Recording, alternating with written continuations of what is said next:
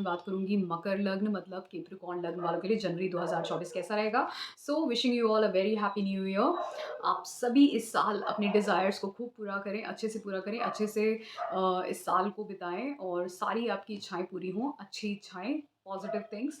और तो क्योंकि ये साल मूलांक नंबर 8 आता है 2024 में और ये नंबर है शनि का, तो शनि का साल है, शनि मूल त्रिकोण राशि में है अपने। तो ये साल बहुत सारी रिस्पॉन्सिबिलिटीज़ लोगों को मिलने वाली है, हार्ड वर्क से काम बनेगा। शनि देख रहे हैं इस साल, तो इसलिए रिस्पॉन्सिबिलिटीज़, हार्ड वर्क, पेशेंस ये सारी चीज़ें बहुत ज़रूरी हैं आपकी लाइफ में। तो इनसे पीछे नहीं हटना है, इनको पूरा करना है। शनि इसका पॉजिटिव रिजल्ट देंगे क्योंकि शनि अपने मूल त्रिकोण राशि में है।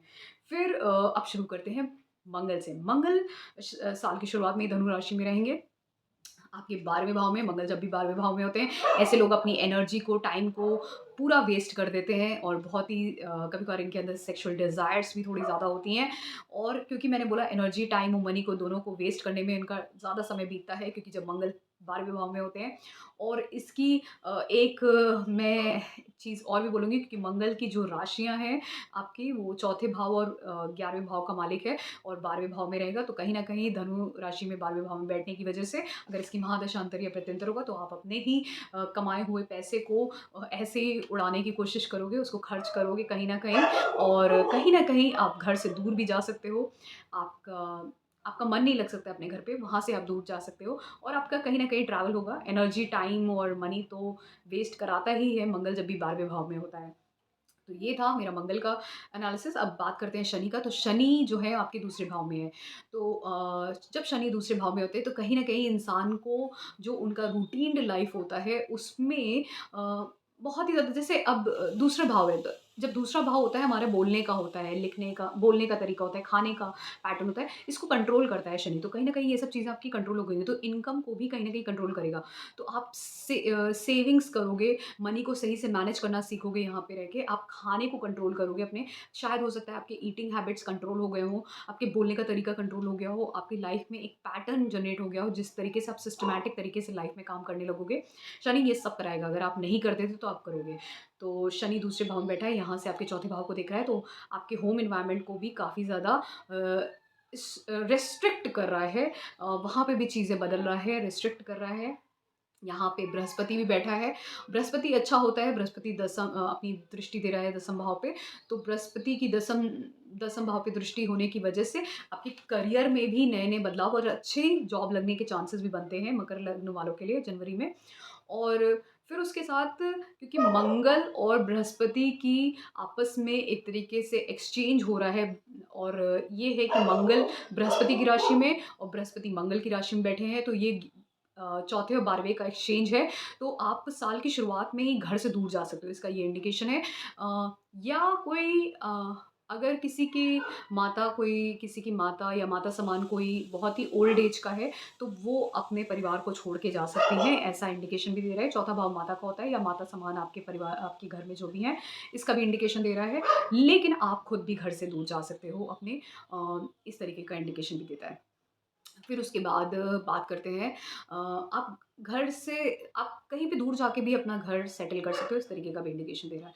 फिर उसके बाद मैं बात करूँ तो शनि जो है वो अपनी सप्तम दृष्टि अष्टम भाव में भी दे रहा है, तो कहीं न कहीं आपके इनहेरिटेंस से आपको पैसे मिलना, दूसरे का धन मिलना, ये सब भी कहीं न कहीं दिखाता है। अगर आप ऑकल्ट साइंस में हैं, रिसर्च में हैं, तो कहीं न कहीं आपका रिसर्च पे रुझान जाएगा और आप वो सब चीज़ों में भी आपका माइंड डाइवर्ट होगा।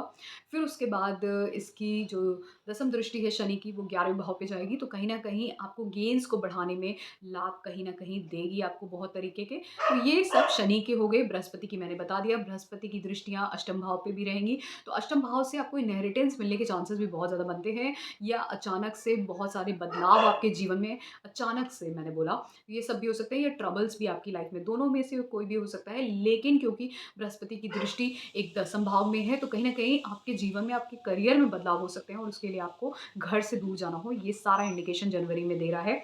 और फिर उसके बाद मैं बात करती हूँ बुध की, तो बुध वृश्चिक राशि में रहेंगे आपके 11वें भाव में। तो 11वें घर में जब बुध रहेंगे तो ये आपके छठे घर के मालिक है और ये आपके नवम भाव के मालिक है। छठा घर का मालिक, नवम भाव का मालिक जब 11वें भाव में होगा, तो कहीं न कहीं ये आपको आपके डेली रूटीन लाइफ में लाभ दिलाने की कोशिश करेगा। कुछ नया आपको कोई सर्विस लग सकती है आपकी नई, लेकिन अगर वो नहीं होता है तो कहीं न कहीं आपके बड़े भाई-बहन को कोई बीमारी हो सकती है, हेल्थ इश्यूज़ हो सकते हैं, या आपके किसी फ्रेंड को हेल्थ इश्यूज़ इस टाइम पे हो सकते हैं, या फिर आपके फ्रेंड सर्कल में आपका किसी से मतभेद हो सकता है, इनमें से भी कोई एक चांस होता है। लेकिन चेंजेस ज़रूर आएँगे, ये तो श्योर है आपकी डेली रूटीन लाइफ में, ये श्योर है। लेकिन उसमें आपको लाभ भी होगा, ठीक है? फिर उसके बाद बुध जो है वो 7 जनवरी को धनु राशि में चले जाएँगे आपके 12वें भाव में। वहाँ पे बुध आपके लिए अच्छा फल नहीं देंगे। छठे भाव का मालिक जब आपके 12वें भाव में होगा तो ये कहीं न कहीं ये दिखाता है कि आपके डेली रूटीन लाइफ में आपको लॉस हो सकता है। मतलब आपके करियर में या फिर आपकी जॉब भी जा सकती है, ट्रांसफ़ॉर्मेशन जॉब भी जा सकती है, या आप जॉब के लिए आपको फ़ॉरेन जाना हो, ऐसा भी हो सकता है। वो पॉज़िटिव और नेगेटिव डिपेंड करेगा किस पे? आपकी महादशा, अंतर्य, प्रत्यंतर पे। अगर महादशा, अंतर्य, प्रत्यंतर दशा बुध की होगी और अच्छा बुध आपके चार्ट में होगा, तो यही चीज़ आपको ये इंडिकेट करेगा कि आप सर्विस के लिए बाहर जा रहे हो, फ़ॉरेन जा रहे हो, या दूसरे स्टेट जा रहे हो।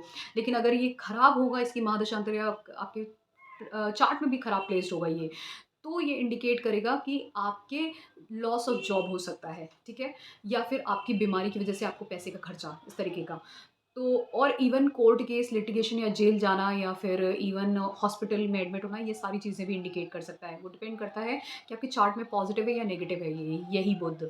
फिर उसके बाद बात करते हैं सूर्य की। तो सूर्य पहले 14 जनवरी तक आपके 12वें भाव में धनु राशि में रहेंगे। यहाँ पे रहेंगे तो सूर्य की जो राशि है वो अष्टम भाव की राशि है, वो 12वें भाव में रहेगी। तो कहीं न कहीं अचानक से आपको ट्रैवल के चांसेस मुझे बहुत ज़्यादा दिखते हैं। लेकिन हाँ, ये चिंताएँ और परेशानियाँ भी देगा। लेकिन फिर जब 15 जनवरी से यही सूर्य आपके पहले भाव में आ जाएगा, तो आपकी लाइफ में बड़े-बड़े ट्रांसफ़ॉर्मेशन बदलाव आएँगे, अचानक से आएँगे, और ये बदलाव हो सकता है थोड़ी-सी डिफ़िकल्टीज़ लेके आएँ, थोड़ी-सी टेंशन लेके आएँ, लेकिन स्टिल आपकी ज़िंदगी में बदलाव मुझे दिख रहे हैं अलग-अलग तरीके से, जहाँ पे आपका चेंज ऑफ प्लेस हो सकता है या फिर ट्रबलसम भी हो सकता है। दोनों में से कोई एक चीज़ है, वो आपके चार्ट पे डिपेंड करता है किस तरीके के योग बनते हैं, अच्छे या बुरे। अच्छे बनेंगे तो आपको चेंज ऑफ प्लेस होगा, आप बाहर जा सकते हो जॉब के लिए, लेकिन अगर नहीं है तो कहीं न कहीं यही इंडिकेट ये भी कर सकता है कि आप जेल भी जा सकते हो, जेल की यात्रा हो सकती है, या कोर्ट की यात्रा भी हो सकती है, या फिर हॉस्पिटल की भी यात्रा हो सकती है। तो इनमें से भी कोई एक चीज़ भी हो सकती है। तो डिपेंड करता है आपके चार्ट में कैसा है प्लेसमेंट सब प्लैनेट्स का, अच्छा है या बुरा है, तो ये इसी हिसाब से आपकी साल की शुरुआत का दिखाता है। इनमें से कोई भी चीज़ें हो सकती हैं। अच्छी होगी तो आप ट्रैवल करोगे, अच्छी जगह जाओगे, सर्विस लगेगी, ये सारा इंडिकेशन है। बुरी होगी तो आपकी जेल यात्रा, कोर्ट यात्रा, या फिर आपकी हॉस्पिटल की यात्रा, इन तीनों में से कोई एक हो जाएगा। फिर उसके बाद बृहस्पति की बात करते हैं। बृहस्पति मैंने बोल दिया मेष राशि में रहेंगे आपके चौथे भाव में। चौथे भाव का मैंने बृहस्पति का सारा बता दिया, वो 10th भाव पे दृष्टि देंगे। आपके करियर में आपको जब तक कि बृहस्पति यहाँ पे रहेगा अप्रैल तक, कोई एक ऐसी जॉब आपको दिला के रहेगा, जहाँ पे आपका अपलिफ्टमेंट होगा और बहुत ज़्यादा सैलरी होगी, ये डेफ़िनेटली होगा। जब भी बृहस्पति 10th भाव से ट्रांज़िट करता है या 10th भाव को देखता है, तो अच्छी जॉब दिलाता ही दिलाता है। और फिर उसके बाद शुक्र की बात करते हैं। शुक्र वृश्चिक राशि में रहेंगे आपके 11वें भाव में। यहाँ पे जब तक कि शुक्र रहेंगे आपको बहुत सारे लाभ दिलाएँगे, क्योंकि ये पंचम भाव के मालिक हैं और आपके 10th भाव के, तो कहीं न कहीं आपके करियर में आपको लाभ होगा। इसकी महादशा अंतर प्रत्यंतर होगा और चेंज होगा, और नया आपको करियर में जॉब मिल सकती है और बहुत अच्छा पद भी मिल सकता है, अच्छी पोज़ीशन भी मिल सकती है, इसकी चांसेस भी बनते हैं।